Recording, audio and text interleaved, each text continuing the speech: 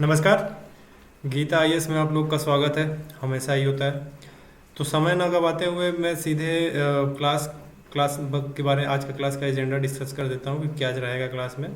हमने जो है अभी मूल्यों के आत्मसात होने में एजुकेशनल इंस्टीट्यूट का क्या रोल होता है ये बताया था कि कैसे वो मूल्यों को आत्मसात करने के तरीके बताते हैं। आज हम देखेंगे कि क्लास का एजेंडा रहेगा कि प्राइमरी एजुकेशन में और हायर एजुकेशन में मूल्यों का आत्मसात कैसे होता है।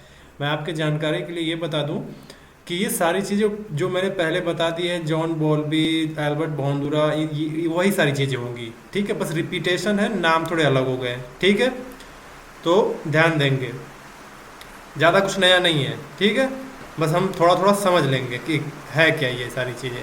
आज क्लास 11वीं क्लास है, तो शुरू करते हैं। तो हम पहला फोकस करेंगे पढ़ने पे कि मूल्यों के आत्मसात करने में प्राइमरी एजुकेशन मतलब प्राथमिक शिक्षा में मूल्यों का आत्मसात कैसे होता है, कब होता है। तो स्टार्ट करते हैं। तो प्राइमरी एजुकेशन जो है 5 साल से 12 साल के जो बच्चे होते हैं ना, 5 साल से 12 साल के बच्चे जो उम्र होती है, इस वक्त में ये उम्र जो जिसमें बच्चे बहुत ज़्यादा सीखते हैं, इनके लर्निंग पावर बहुत ज़्यादा होती है। इस उम्र में कोई भी चीज़ देखेंगे ना, क्विक क्विक क्विक दिमाग में उनके आते जाएगा सारी चीज़ें। ठीक है, ये जो 5 साल से 12 साल की एज है ना, ये बहुत ज़बरदस्त सीखने की उम्र है। वो देख के जो उनका ऑब्जर्वेशन पावर होता है ना, यहाँ इस वक्त फेज में बहुत ज़्यादा होता है। ठीक है, तरीका क्या होता है इस उम्र में, मैंने बताया ना कि पहले ही बता चुका हूँ ये सारी चीज़ें कि 5 साल से 12 साल के बच्चे में जो बच्चे होते हैं उनका तरीका क्या होता है। उनको कहानियों के माध्यम से हम सिखाते हैं, उन मूल्यों को आत्मसात करते हैं। दादी नानी कहानी लेट के सिखाती ना पहले कि ये हुआ, राजा रानी का कहानी सुनाया और लास्ट में पूछते हैं कि बताओ तुमने इससे क्या सीखा। तो उसमें कुछ अच्छी बातें बताते हैं कि हमने ये सारी चीज़ें सीखी। राज चोर था, उसको पकड़ा गया, उसको जेल हो गई, तो यहाँ पे जो है चोरी नहीं करनी चाहिए। तो कहानी के माध्यम से दादा दादी पापा पापा मम्मी पापा सब सुनाते हैं कहानी। खेल के माध्यम से कोई ऐसा खेल, क्रिकेट को लेके उनके अंदर डिसिप्लिन का जो वैल्यू है उसको आत्मसात करने के लिए खेल खेल माध्यम बनता है बच्चों के लिए। गानों के माध्यम से कि कैसे गाना कैसे गाने वो छोटी उम्र में सुनते हैं। जैसे आसपास में गाने बज रहे हैं, श्री 420 मूवी आप लोगों ने देखी होगी, राज कपूर जी की पुरानी बहुत मूवी है, जिसमें मेरा जूता है जापानी ये गाना है। तो उसमें एक जगह है कि एक जो मधुबाला है, अरे सॉरी, जो एक मदर इंडिया मूवी में जिन्होंने किरदार निभाया था, वो नाम नहीं याद आ रहा है, लेकिन उन्होंने गाना बजता है कि ईचक दाना दाने ऊपर दाना। तो उसमें बच्चे बैठ के सुन रहे होते हैं। ठीक है, तो गानों के माध्यम से आसपास के क्या सराउंडिंग में कौन से गाने बज रहे हैं। अब गाना बज रहा है कि उल्टी सीधी अभद्र गाने बज रहे हैं, मान लीजिए भोजपुरी में कुछ ऐसे गाने बज रहे हैं तो आज लहंगा उठा दे ऐसा रिमोट से, इस तरीके के गाने अगर दिमाग में उनके बज रहे हैं साइड में, तो वो इस तरह के भद्र गाने सुनेंगे, दिमाग में उनके सेव होगा। चलते फिरते रोड पे गाने, कोई चलो महिला जा रही है उसी के सामने गाते हुए जा रहे हैं यही गाना, कैसा लगेगा। तो गानों के माध्यम से जब उनके अंदर वैल्यू सिस्टम डाला जाता है, तो अच्छी गाने, भक्ति गाने, जो भक्तिमय गाने होते हैं हर कम्युनिटी में होते ही हैं, तो उसके माध्यम से उनके अंदर नैतिक का जो मूल्य होते हैं उसको आत्मसात करने की कोशिश की जाती है। ठीक है, ये तरीके होते हैं, ये मैंने पहले ही बता दिया है। बस यहाँ पे बस रिवीजन कह सकते हैं ना कि प्राइमरी एजुकेशन में कौन आता है, तो 5 साल से 12 साल के बच्चे आते हैं। 5 साल और से 12 साल के बच्चों को तरीका मैंने बताया, ये कैसे वो सीखते हैं, कहानी से, खेल से, गाने से, देख कर। शिक्षक और माता पिता जो है उनके व्यवहार को देखता है, वो बताया था ना सोशल लर्निंग थ्योरी।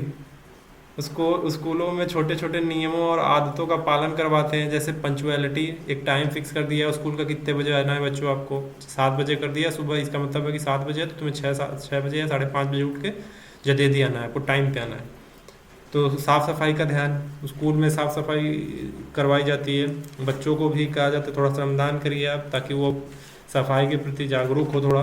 ठीक है, इस तरीके से उनके अंदर वैल्यू सिस्टम आत्मसात कराया जाता है 5 साल से 12 साल के बच्चों में। सहयोग करना और सम्मान देना, जब वो साफ सफाई करते हैं एक दूसरे के साथ मिलकर, तो ये सहयोग कर रहे होते हैं एक दूसरे का। जब माता पिता के शिक्षक के पैर आशीर्वाद लेते हैं या उनको विनम्रता सिखाई जाती है, तो सम्मान आ ही जाता है उनके अंदर। ये तरीके होते हैं, ठीक है, प्राइमरी एजुकेशन में, क्योंकि इस उम्र में जो वो सीखेंगे पूरे जीवन भर में उनके साथ आने वाला है। ठीक है, ये प्राइमरी एजुकेशन में 5 साल से 12 साल तक के बच्चों का किस तरीके से उनके अंदर मूल्यों को आत्मसात कराया जाता है, ये तरीके वही है, बस नाम आ गया है एक हेडिंग की प्राइमरी एजुकेशन में कैसे किया जाता है। तरीके वही है, बस ये याद रखिए कि 5 साल से 12 साल के बच्चे आते हैं और जो ज़बरदस्त उनके अंदर वो सीखने की लगन इस उम्र में बहुत ज़्यादा होती है, तो वो गानों से जो है, कहानियों से, खेल के ज़रिए शिक्षक और जो उनके आइडियल होते हैं उनको देख कर वो ज़्यादा सीखते हैं। अब दूसरा पढ़ेंगे हम कि ये हो गया प्राइमरी एजुकेशन वाला। अब हम पढ़ेंगे हायर एजुकेशन में वैल्यूज कैसे इंटरलाइज होती हैं, कैसे आत्मसात होते हैं उच्च शिक्षा में। इस उम्र में जो है 18 साल से ऊपर के बच्चे आते हैं। जाहिर सी बात है हायर एजुकेशन में कॉलेज में चले गए हैं। अब 18 साल से ऊपर के जो बच्चे हैं उनमें मूल्यों का आत्मसात कैसे किया जाएगा। अब उनको तो ये तो नहीं सिखाया जाएगा ना कि ईचक दाना ईचक दाना, अब वो ईचक दाना सुनने वाले तो है नहीं, आप ईचक दाना पीचक दाना करते रहिए। अब उनको चाहिए कुछ तरीका अलग, जैसे उनके अंदर मूल्य उस बचपन में क्या हुआ था कि 5 साल से 12 साल तक के बच्चों में मूल्यों का आत्मसात उन्होंने जाना था कि ये सारी चीज़ें होती हैं, उनके अंदर आत्मसात हुआ था। लेकिन इस समय गहराई से हो जाएगा, इस समय अब वो गहराई आ जाएगी इसमें, ठीक है, इंटेंसिटी बढ़ जाएगी उसकी। कॉलेज यूनिवर्सिटी में जो बच्चे होते हैं कैसे होता है, हायर एजुकेशन में कैसे होता है, इस टाइम फेज में जो स्टूडेंट्स होते हैं ना रिस्पॉन्सिबल बनते हैं, रिस्पॉन्सिबिलिटी महसूस करते हैं, अपने वैल्यूज़ खुद गढ़ने की कोशिश करते हैं। बोलते हैं ना इस उम्र में जो है टीनेज की उम्र या 12 साल के ऊपर जाते हैं, टीनेज 18 का जो एज होता है वो भी टीनेज ही होता है। उस समय इतनी ताकत जोश होती है कि कुछ भी कर देंगे, चीर देंगे, फाड़ देंगे, मूड में रहते हैं, ठीक है। तो इस समय जो टाइम फेज होता है इस समय रिस्पॉन्सिबल बनते हैं। अगर इसमें इसी समय अगर कुम्हार की तरह सांचा जाए उनको तो बेहतर होते हैं। तो अपने वैल्यूज़ खुद गढ़ लेते हैं। वैल्यूज़ जो है और गहराई से अपनाए जाते हैं, बहुत गहराई में चले जाते हैं, डीपली उनके अंदर वो आत्मसात होता है, ठीक है। तरीका क्या होता है, तरीके की बात करते हैं, डिस्कशन किया जाता है, डिस्कस करते हैं, टॉपिक डिस्कस करते हैं। मान लीजिए कोई सोशल इवेंट है, सोशल इश्यूज है, दहेज प्रथा, दहेज प्रथा पकड़ लीजिए या बाल विवाह पकड़ लीजिए, उस पर कहेंगे डिस्कशन करो, तो विचार बाहर आएंगे, उसके पूर्वाग्रह से ग्रसित होगा तो वो भी बाहर आएंगे, फिर वहाँ टूटेगा पूर्वाग्रह।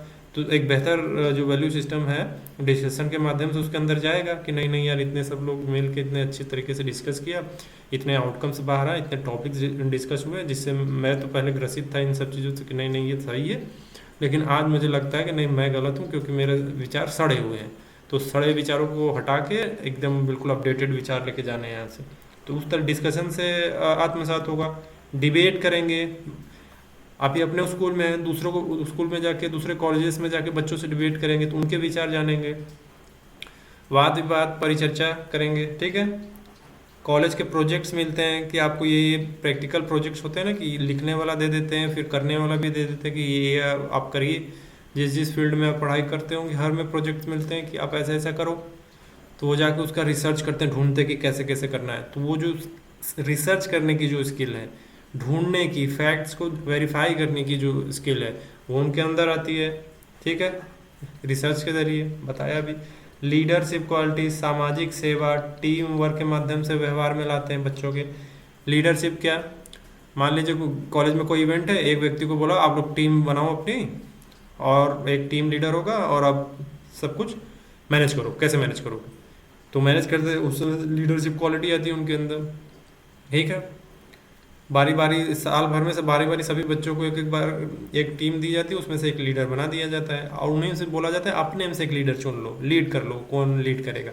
तो अपने से जैसे भी आप लोकतांत्रिक तरीके से होते हैं ना, पर्ची निकाल के इसका इसका नाम दो, हम इसको चाहते हैं, तो बहुमत जिसमें गया वो लीडर बन गया। तो सोशल सर्विस किया जाता है। होता क्या है कि जब पेड़ पौधे जब देखते हैं मर रहे होते हैं, बहुत ज़्यादा कमी होती है, तो क्या किया जाता है, वृक्षारोपण करने का आयोजन कर दिया जाता है, स्टूडेंट्स को ले आया जाता है रोड पे कि चलो वृक्षारोपण होगा। तो क्या कर रहे होते हैं, वो पर्यावरण की जो महत्वता है उसको समझते हैं, ठीक है, वो वैल्यू सिस्टम उनके अंदर आता है, टीम वर्क आता है उनके अंदर। ठीक है, तो ये सामाजिक, आर्थिक और पर्यावरणीय मुद्दों पर उनकी जागरूकता जो है बढ़ती है इन सब चीज़ों से, डिस्कशन करने से, डिबेट करने से, प्रोजेक्ट, कॉलेज कॉलेज के प्रोजेक्ट जो मिलते हैं उनको करने से, इन सब चीज़ों से क्वालिटी आती है उनके अंदर। अगर इन दोनों को, जो प्राइमरी एजुकेशन है और हायर एजुकेशन में मूल्यों का आत्मसात कैसे होता है, मूल्य वैल्यूज़ कैसे इंटरलाइज होती हैं, अगर उनको समराइज करूँ तो मैं कि बोलूँगा प्राथमिक शिक्षा से होता क्या है कि बेस यानी बुनियाद बनाई जाती है। बेस यानी बुनियाद बनाई जाती है, सरल कहानियों से, खेलों से, शिक्षा से, परिवार से, आदि इत्यादि से। ठीक है, एक बुनियाद तैयार की जाती है प्राइमरी एजुकेशन में। उच्च शिक्षा में क्या होता है कि जिम्मेदारी, सोच की परिपक्वता आत्मसात कराई जाती है। ठीक है, जिम्मेदारी, रिस्पॉन्सिबिलिटी, और जो है सोच, आपकी थिंकिंग कितनी मेच्योर होनी चाहिए, ठीक है, उसको आत्मसात कराई जाती है। किससे? डिस्कशन से, इंटेंस डिस्कशन से, सोशल सर्विस से, लीडरशिप क्वालिटी से, उसको जो है आत्मसात करा जाता है गहराई से, एकदम गहराई से।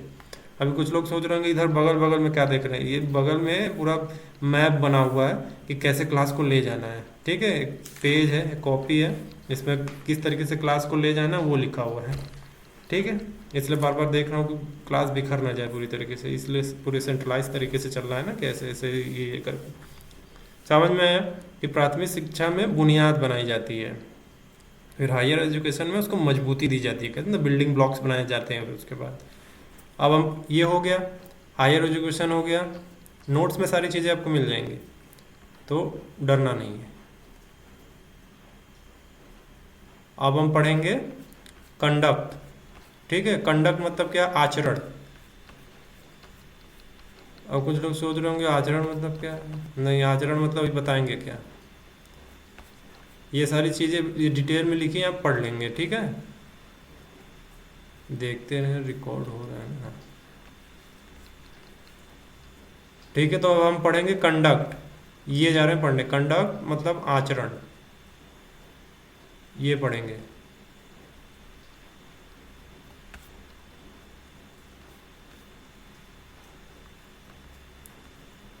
कंडक्ट पढ़ेंगे। ठीक है, तो कंडक्ट का मतलब क्या होता है कि मतलब सवाल पहला आएगा कि कंडक्ट मतलब क्या होता है। कंडक्ट मतलब आचरण होता है, मतलब शाब्दिक मीनिंग उसका आचरण होता है। तो आचरण क्या है? तो मैं कहूँगा कि ये एक तरीका है। ठीक है, हम अपने शब्दों, कर्मों और भावनाओं से दूसरों के साथ कैसे पेश आते हैं। अपने, आई रिपीट, अपने शब्दों, अपने शब्द कौन से यूज कर रहे हैं, अपने एक्शंस क्या कर रहे हैं, काम क्या कर रहे हैं, अपनी भावनाओं, अपने क्या किस इंटेंशन से जा रहे हैं करने, दूसरों को किस तरीके से हम बिहेव करते हैं, उनके साथ व्यवहार कैसा रहता है हमारा। ठीक है, ये बताता है कि हम कितने, मतलब ये सारी चीज़ें बताती है कि हम कितने शालीन हैं या कितने अशालीन हैं, कितने सम्मानजनक है, कितने असम्मानजनक है। यही होता है आचरण।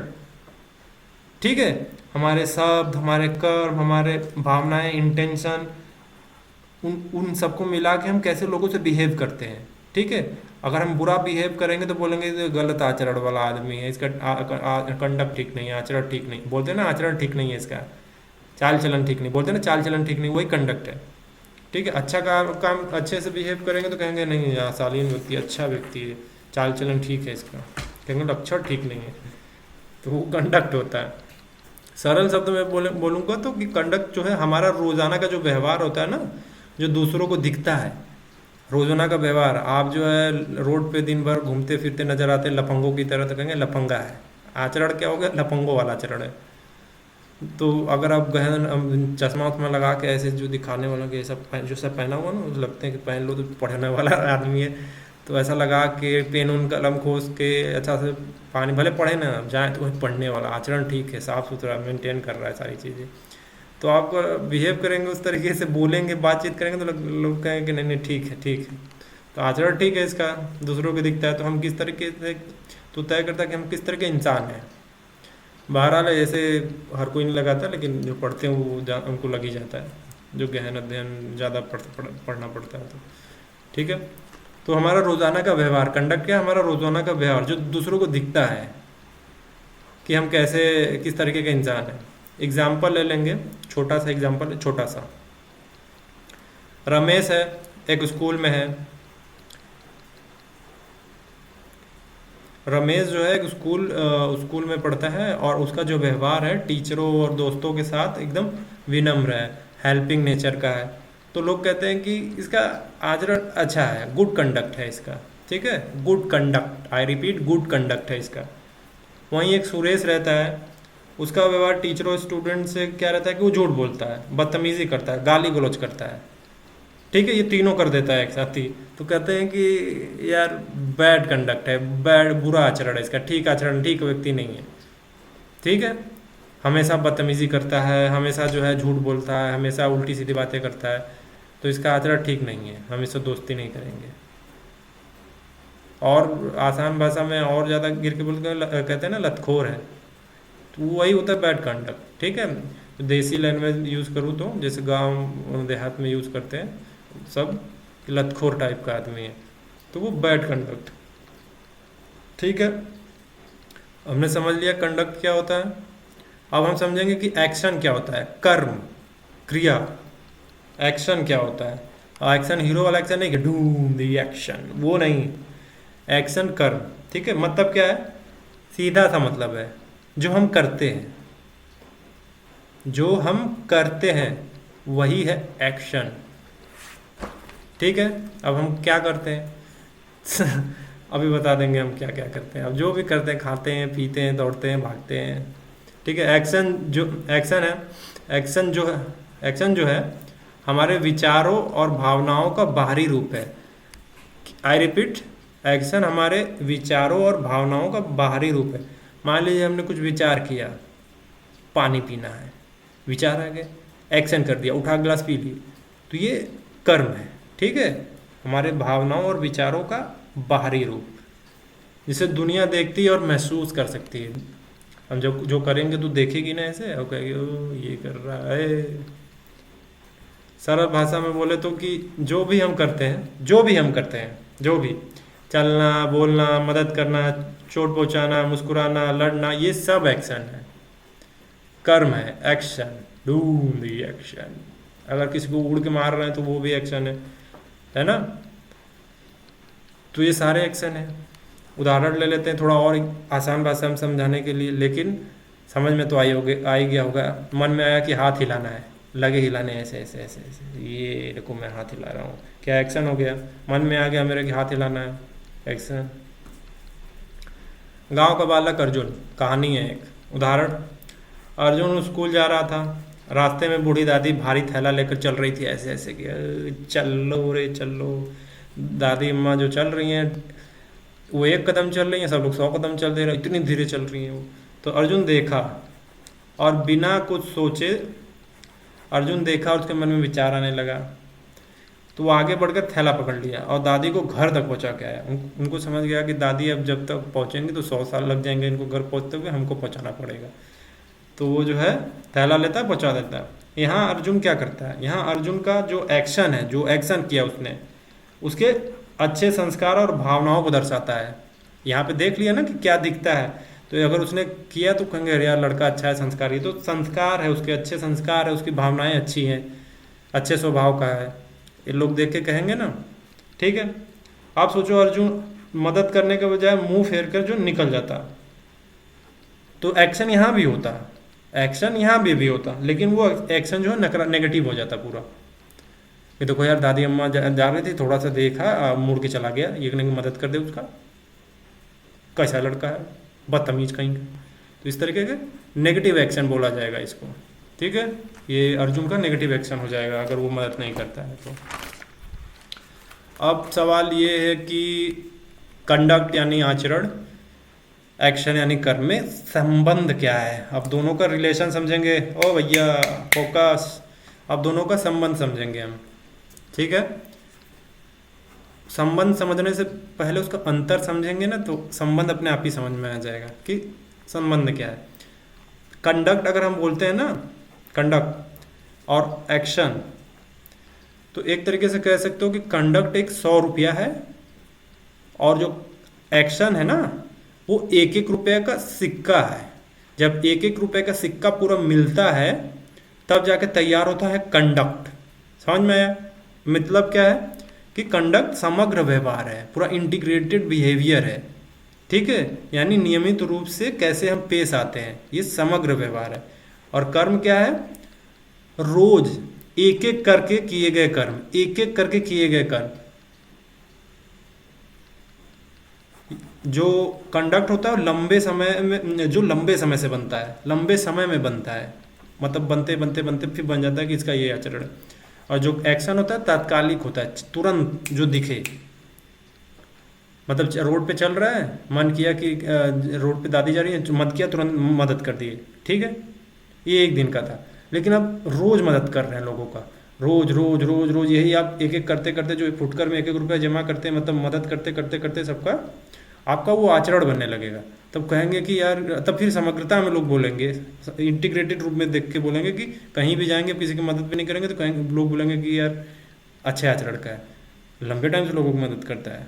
ठीक है, तो कंडक्ट समग्र व्यवहार है और एक्शन क्षणिक रूप में जो दिखता है।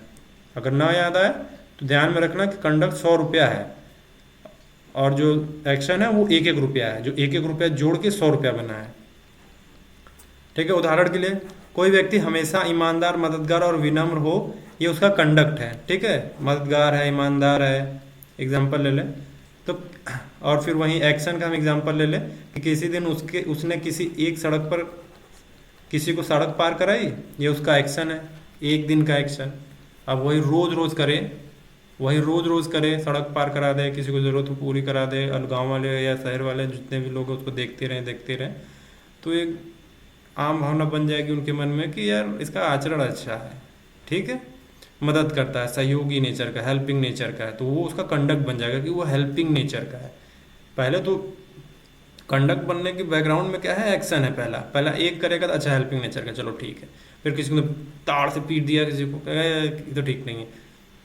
ठीक है, अगर वो डेली कर रहा है, हमेशा कर रहा है, लोग उसे देख रहे हैं, ऑब्जर्व कर रहे हैं, उसके एक्शंस को ऑब्जर्व कर रहे हैं, जो जब वो एक्शंस जब रिपीट होते होते होते होते होते होते बार बार रिपीट रिपीट रिपीट मदद करें तो कहेंगे यार हेल्पिंग नेचर का है, अच्छे आचरण का है। तो जो आपका जो एक्शन है बार बार बार बार लगातार 1000 बार रिपीट होते होते वो एक कंडक्ट बन जाता है, स्थायी हो जाता है। ठीक है, अब सवाल है कि कैसे जुड़े हुए हैं ये दोनों एक दूसरे से। वही मैंने अभी कहा ना, जब एक्शन को बार बार लगातार 1000 बार दोहराया जाता है वही हमारा कंडक्ट बनता है। बार बार लगातार 1000 बार। कहीं आवाज़ को सुनाई दे रही है? समझ में आ रहा है ये वर्ड्स कहाँ है? मैंने अभी कहा था ना, सारे एग्जांपल हो गए। अब लीगल केस लेंगे, लेकिन एक और सिंपल एग्जांपल लेने के बाद। ठीक है, गांव में मास्टर जी की कहानी समझेंगे। कहानी का नाम है सिंपल एग्जांपल। गांव के मास्टर जी जो है रोज बच्चों को न सिर्फ पढ़ाते हैं बल्कि उन्हें पेड़ लगाना, बड़ों का सम्मान करना, झूठ से दूर रहना, ये सारी चीज़ें सिखाते हैं, एक्टिविटी। ठीक है, पेड़ पौधे लगाओ, बड़ों का सम्मान करो, झूठ मत बोलो। ठीक है, उन्होंने मास्टर जी ने एक दिन क्या किया कि एक बार एक एक्शन किया, अपने छात्र को झूठ बोल रहा था उसको पकड़ लिया और उनको बहुत शांति से समझा रहे थे बिना डांटे।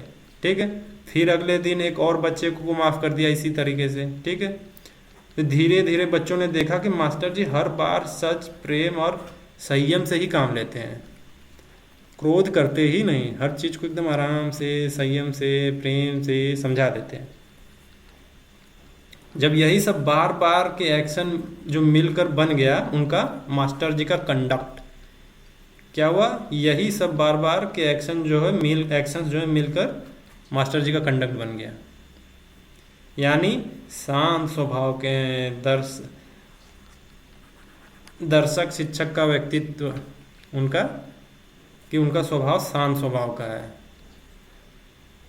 दार्शनिक टाइप के स्वभाव है उनका। ठीक है, व्यक्तित्व उनका है, ये बोल रहे हैं वो लोग। जब हम बार बार अच्छे एक्शन करते हैं, अच्छे एक्शन, गुड एक्शंस करते हैं, तो यही हमारा गुड कंडक्ट एक दिन बन जाता है। लोग कहते हैं कि ठीक है, अगर मैं इसे फॉर्मूले के रूप में समझाऊं, कंडक्ट इज इक्वल टू बार बार एक्शन प्लस कंसिस्टेंसी प्लस भावना। आपकी भावना कैसी, अच्छी भावना है, खराब भावना है, ये भी मैटर करेगा। ठीक है, आई रिपीट, अगर मैं इसे फॉर्मूले की तरफ बताऊं ना, तो कंडक्ट कैसे बनता है, तो कंडक्ट इज इक्वल टू बार बार एक्शन प्लस कंसिस्टेंसी प्लस भावना। ठीक है, तो ये बन जाएगा कंडक्ट। एक बार में इतना सब कुछ नहीं रटने का है, तो ये सारी चीजें बस फॉर्मूला याद कर लेना है। समझ में आ गया? गणित की तरह पढ़ा रहे हैं, गणित की तरह। अब आ रहा है एक केस, आई रिपीट, अब आ रहा है एक केस। केस का नाम है Vineet Narayan versus union of India 1997। ठीक है, विनीत नारायण बनाम यूनियन ऑफ इंडिया 1997, जिसे जैन हवाला केस भी कहते हैं। आई रिपीट, इसे जैन हवाला केस भी कहते हैं, JAIN, जैन हवाला केस। कॉपी कलम लेके बैठेंगे, केस के नाम नोट्स में नहीं मिलेंगे, केस के नाम अलग से नोट करना है आपको, और केस के बारे में सर्च भी कर लीजिएगा कभी। बैकग्राउंड सुनिए क्या है।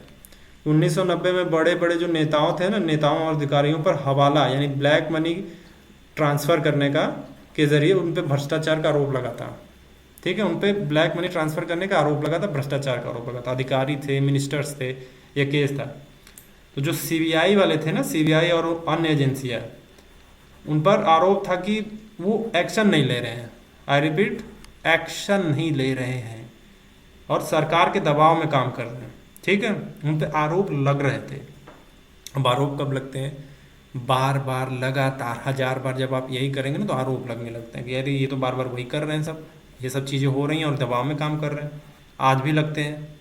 ठीक है, तो केस सुप्रीम कोर्ट पहुंच गया, क्योंकि ये लोग एक्शन नहीं कर रहे हैं। तो अब इसमें एथिकल एंगल लेंगे ना, कि कंडक्ट का सवाल क्या था, आचरण का सवाल क्या था। ठीक है, ध्यान देंगे, हम केस के जरिए लिंक करके समझ रहे हैं। ठीक है, केस तो अपना है ही, कि जांच एजेंसियों का कंडक्ट शक के घेरे में था, उनका आचरण जो है शक के घेरे में था। शक था, फिर घेरा बना लिया था, शक के घेरे में था, क्योंकि वो सत्ता के दबाव में झुक रही थी। एजेंसियां जो है सत्ता के दबाव में झुक रही थी, इससे उनकी इम्पार्शियलिटी और इंटीग्रिटी पर सवाल उठा कि आपका आचरण आप लोग का ठीक नहीं है, आप बार बार लगातार 1000 बार एक ही चीज़ कर रहे हैं, जब भी कुछ ऐसा चीज़ हो रहा है आप दबाव में आ जा रहे हैं और काम नहीं कर रहे हैं, एक्शन नहीं ले रहे हैं आप लोग का ये एक्शन बार बार ना लेना, ये आपका कंडक्ट बन चुका है, ये आपका आचरण बन चुका है। तो केस मामला हो गया, यहाँ पे सवाल उठ गया उनके ऊपर। क्या हुआ, एजेंसीज के ऊपर सवाल उठ गया कि आप लोग एक्शन नहीं ले रहे हैं, तो ये एक्शन न लेना बार बार आपका ये कंडक्ट बन गया इनका, एजेंसियों का। ठीक है, अब यहाँ एक्शन के अकॉर्डिंग समझेंगे, एक्शन पे सवाल क्या है। जो एक्शन के स्तर पे एजेंसीज ने नेताओं के खिलाफ केस दर्ज करने और प्रोसिक्यूशन की कार्यवाही में देरी की। एक्शन क्या था, एक्शन लिया ही नहीं, ठीक, देरी की उन लोग नेताओं के खिलाफ केस दर्ज करने में और जो है कार्यवाही करने में देरी की। और यही एक्शन यानी यही एक्शन बार बार वो कर रहे थे, केस ही नहीं दर्ज करते थे, बार बार लगातार 1000 बार यही कर रहे थे। तो केस चला गया कोर्ट में और वही बोला गया कि बार बार लगातार 1000 बार यही कर रहे हैं, तो कोर्ट बोला तुम लोग का कंडक्ट बन चुका है ये सारी चीजें, उठा के फिकवा देंगे। ऐसे बोलेगा नहीं, लेकिन वो केस उनका कंडक्ट बन गया, उनका एक्शन ही इसी पे उठा ले गए सब सुप्रीम कोर्ट उनको। तो यहाँ पे यानी एक्शन एथिकली गलत था उनका, क्योंकि न्याय में देरी का मतलब ही है कि न्याय से इनकार कर देना, जस्टिस डिले जस्टिस डिनाइड, ये डायलॉग तो सुनते ही होंगे। अब तो यहाँ हमने समझ लिया कि कंडक्ट और एक्शन, यहाँ केस के मामले से भी कि क्या होता है, कैसे होता है, सब कब आपका कंडक्ट एक्शन जो है कंडक्ट बन जाता है। ठीक है, लंबे टाइम से बार बार एक ही चीज़ कर, लंबे टाइम से आप गुस्सा किए किसी चीज़ पे, अब बार बार गुस्सा कर रहे हैं, हर एक बार बार गुस्सा किए जा रहे हैं लगातार 1000 बार, आपका कंडक्ट बन जाएगा, गुस्सा वाला आदमी है। सुप्रीम कोर्ट का जजमेंट क्या हुआ इस मामले में, कोर्ट ने कहा कि CBI और अन्य एजेंसीज को इंडिपेंडेंट कंडक्ट और फ्री एक्शन दिखाना चाहिए। उन्होंने ऐसा बोला कि दिखाओ भाई, हम भी देखें। CBI डायरेक्टर को फिक्स टेन्योर मतलब अवधि, टेन्योर अवधि, फिक्स टेन्योर और ऑटोनॉमी दी गई है ताकि वह ईमानदारी से एक्शन ले सके। ठीक है, कोर्ट ने बेसिकली कहा कि तुमको यार समय फिक्स टाइम दिया गया है, तुम इंडिपेंडेंट हो, ढंग से काम करो, काम तो करो, हमेशा दबाव में आ जाते हो। इतना ही डरना था तो फिर आए क्यों? सर पे कफन बांध लो ना। सर पे कफन बांध के काम करो। हमेशा डरते ही रहोगे कि हमको देखो। सर पे जो सर पे तो नहीं, लेकिन शरीर पे काला कपड़ा पहन के बिल्कुल एकदम कफन ही मान लो उसको। ठीक है, तो ये हो गया। अब एक्शन। अब एक्शन जो है, जो हमारे कर्म होते हैं, जो हमारे कर्म होते हैं वो मोरल होते हैं, इमोरल होते हैं, नॉन मोरल होते हैं। इनसे लिंक करेंगे कि मोरल एक्शन क्या होता है, इमोरल एक्शन क्या होता है, non moral action. Moral action मतलब नैतिक कर्म क्या होते हैं, इमोरल एक्शन मतलब अनैतिक कर्म क्या होते हैं, नॉन मोरल एक्शन मतलब निर्नैतिक एक्शन क्या होते हैं। निर्नैतिक मतलब क्या, ना तो नैतिक ना तो अनैतिक। ठीक है, क्या होते हैं मोरल। मोरल एक्शन दे जान ले।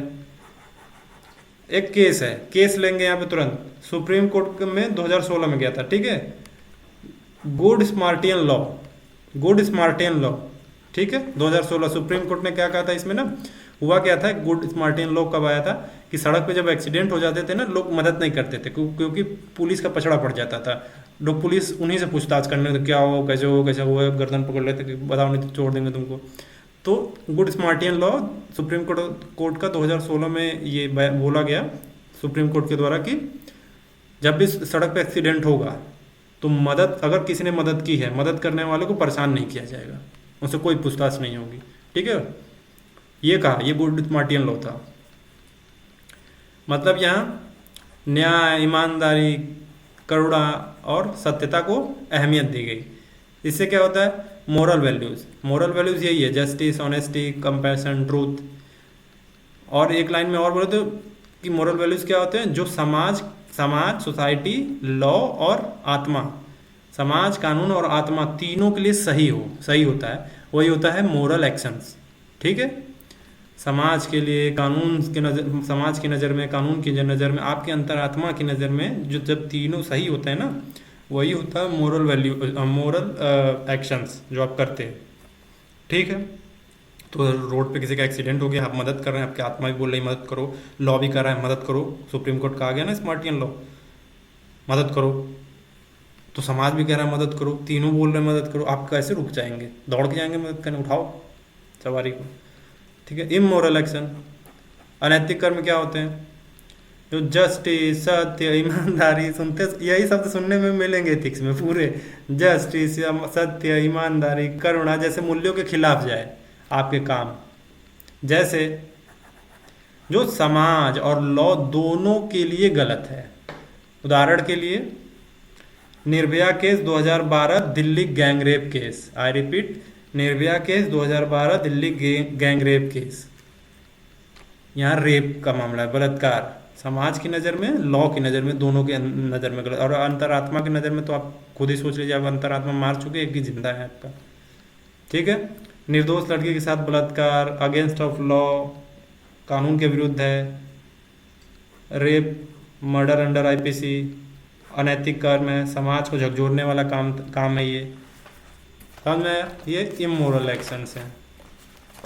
नॉन मोरल एक्शन क्या है, ये आखिरी है। ठीक है, नॉन मोरल एक्शन सीधा, जो न तो नैतिक है न तो अनैतिकता का, न तो नैतिक है न अनैतिक है, संबंधी नहीं इन दोनों से। न तो सही है, नहीं तो सही बुरा का सवाल ही मतलब सही बुरा का सवाल ही नहीं उठता कि गलत है सही है, इसका सवाल ही नहीं आता। जैसे अभी बोलूँगा तो कुछ झटका लग जाएगा, जैसे मैं क्या बोलने वाला है। जैसे मतलब चाय पीना, ये नॉन मोरल एक्शन है। चाय पीना, खाना खाना, भागना, बैठ जाना, ये नॉन मोरल एक्शंस है। इन सबसे कोई लेना देना नहीं है नैतिक अनैतिक से। बैठना तो बैठो, उड़ना है उठो, खाना है खाओ, पियो। ठीक है, ये है नॉन मोरल एक्शन। तो आज के लिए इतना ही रहेगा। अब हम इसके आगे भी जाएंगे, अभी 12वीं क्लास में आधे घंटे की क्लास है। ठीक है, हो गया। तो हम अब बात कर ले कि क्या क्या हम लोगों ने पढ़ा है। आज के 11वीं क्लास में हमने पढ़ा प्राइमरी एजुकेशन। ठीक है, प्राइमरी एजुकेशन में मूल्यों का आत्मसात कैसे, हायर एजुकेशन में मूल्यों का आत्मसात कैसे, तरीका क्या है। ठीक है, हमने कंडक्ट पढ़ा, आचरण के बारे में पढ़ा कि कब आचरण बनता है, आचरण क्या होता है, कब बनता है। केस देखे,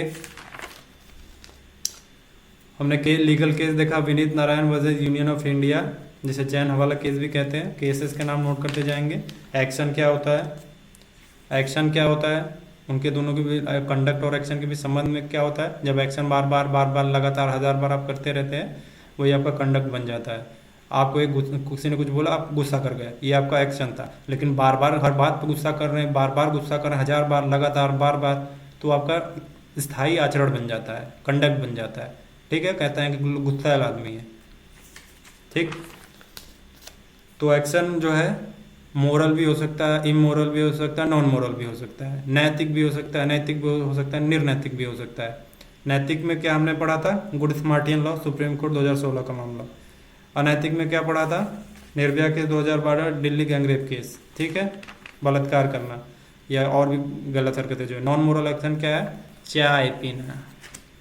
ठीक है, तो पीडीएफ का लिंक जो है आपको डिस्क्रिप्शन में मिल जाएगा, मेरा व्हाट्सएप नंबर डिस्क्रिप्शन में मिल जाएगा। आज के लिए इतना ही। Thanks for watching Geeta IAS. धन्यवाद।